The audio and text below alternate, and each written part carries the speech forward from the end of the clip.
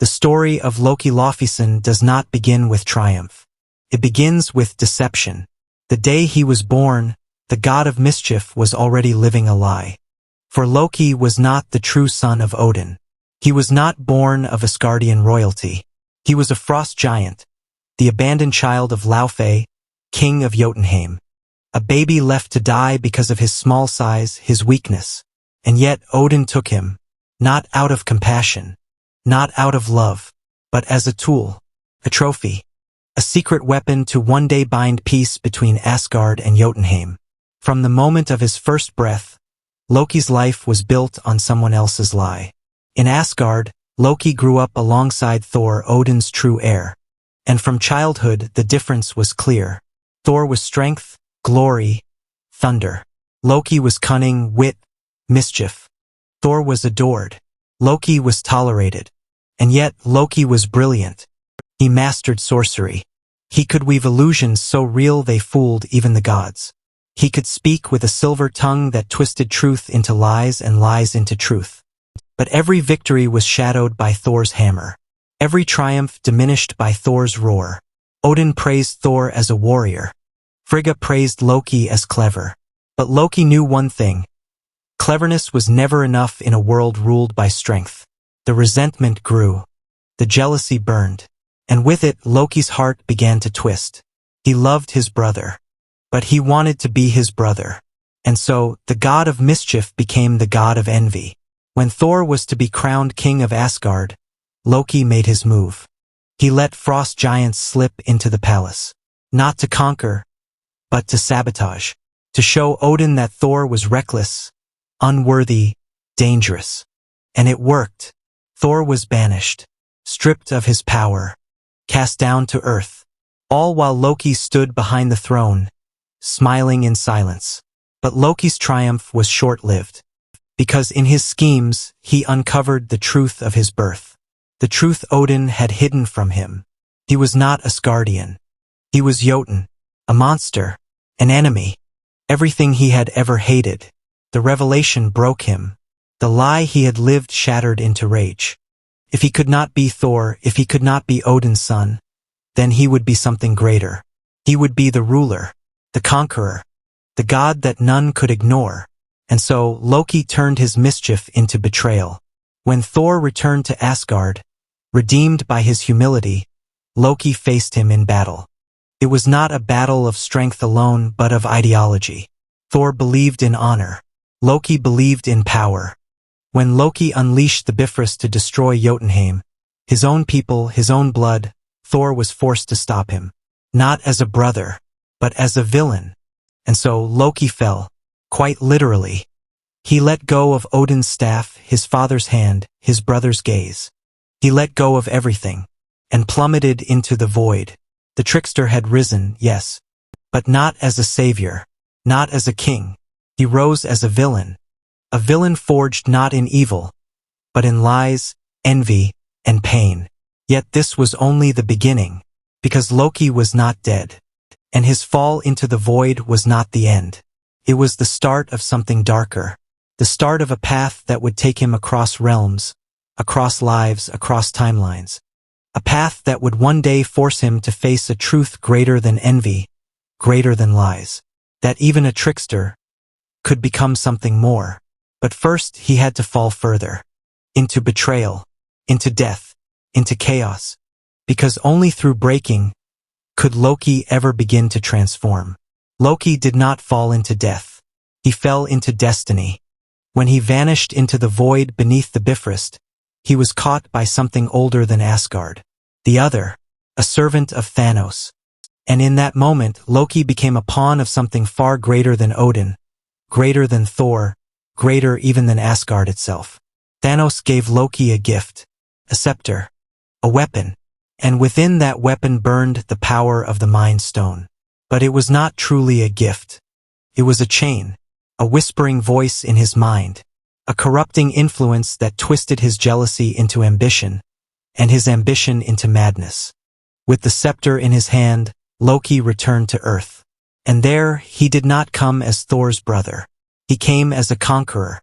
The God of Mischief turned into the God of War. He unleashed chaos in New York. He bent minds. He summoned armies. The Chitauri rained down upon the world. And for the first time, humanity faced the shadow of gods. But Loki underestimated Earth. He underestimated mortals. And most of all, he underestimated the Avengers. Iron Man, Captain America, Black Widow, Hawkeye, Hulk, and Thor himself. Together, they brought him down, not with brute force alone, but with unity, with trust, the very things Loki had never known. In defeat, Loki was stripped of his pride. He was shackled, humiliated, dragged before Odin once more. But even in chains, the trickster did not break. Instead, he plotted. Always plotting. Always weaving. For that was Loki's curse. To be the eternal schemer. Never content. Never satisfied. Always reaching for power, only to watch it crumble through his fingers like dust. Yet something strange began to happen. Every fall brought Loki back stronger. Every betrayal brought him closer to a truth he did not yet see. When Odin vanished, Loki disguised himself as the All-Father and sat upon the throne. For years he ruled Asgard not with fear, but with illusions. He gave the people peace. He gave them joy. He gave them comfort. It was a lie, but it was a lie that made Asgard happy. And for the first time, Loki tasted the strange sweetness of being loved. But lies never last. When Thor uncovered the deception, Loki's mask shattered once more, and in the chaos that followed, Hela returned. The true firstborn of Odin, the goddess of death. Loki, who once dreamed of being king, now saw the futility of the throne. Asgard was falling. Ragnarok had come, and for once the God of Mischief did not run. He fought. He risked. He saved. On the bridge of Asgard, side by side with Thor, Loki faced the end. And though he mocked, though he smirked, though he tricked, deep down something had shifted.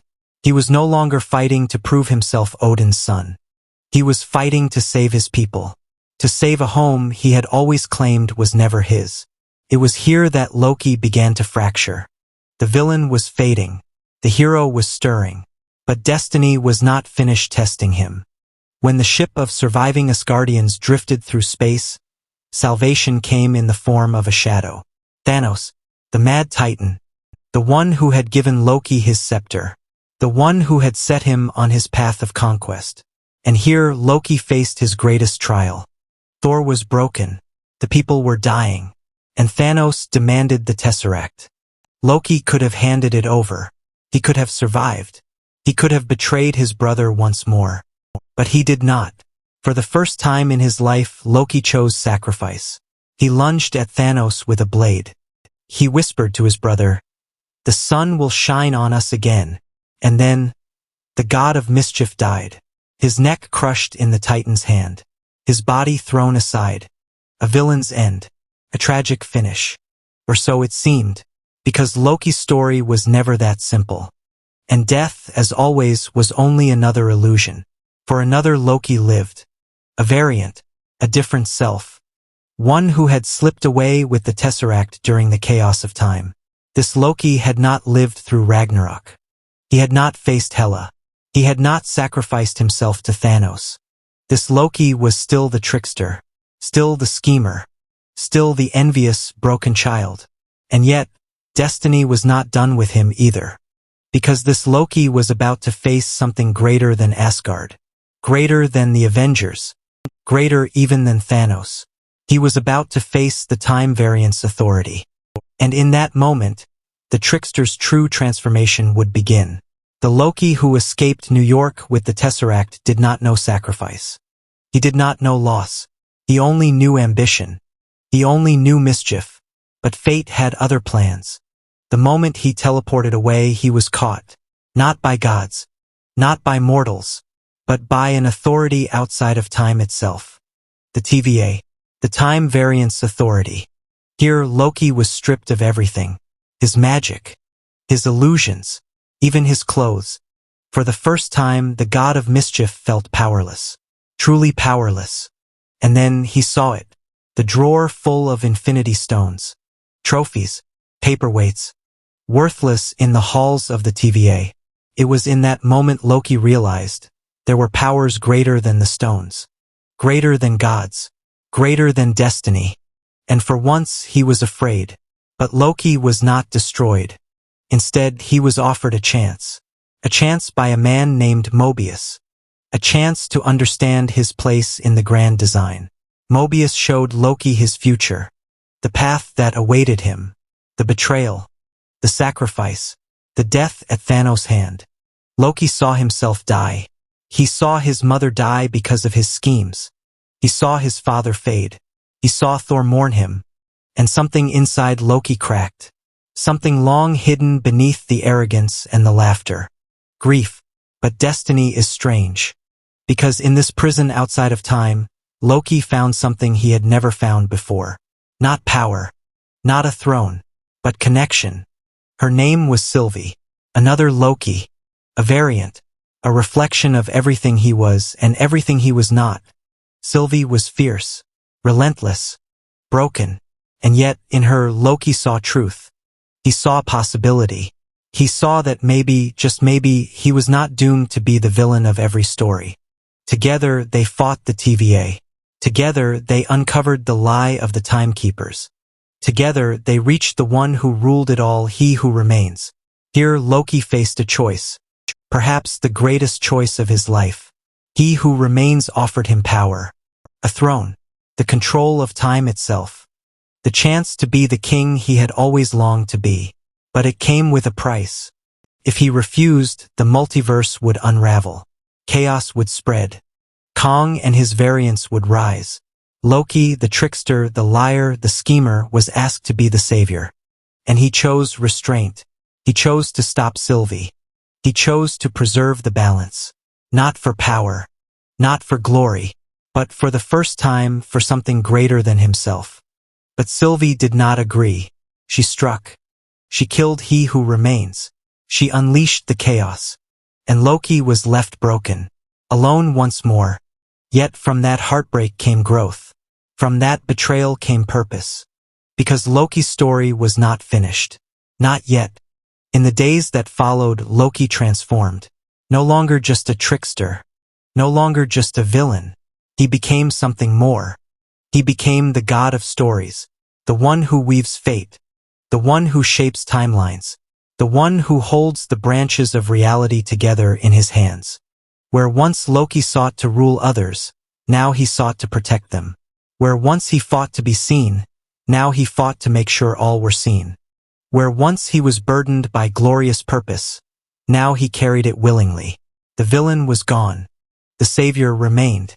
And so the arc of Loki's life bent not toward destruction, but toward redemption. Not toward death, but toward transcendence. The child abandoned. The brother jealous. The conqueror. The liar. The betrayer. All of these led to one truth. That even the God of Mischief could become the God of Hope. Loki's journey is not the story of a perfect hero.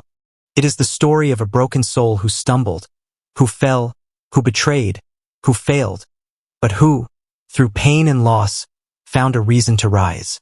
And that is why Loki is more than Thor's brother, more than Odin's son, more than a villain. He is proof that even the darkest trickster can one day hold the light. And maybe that was always his glorious purpose.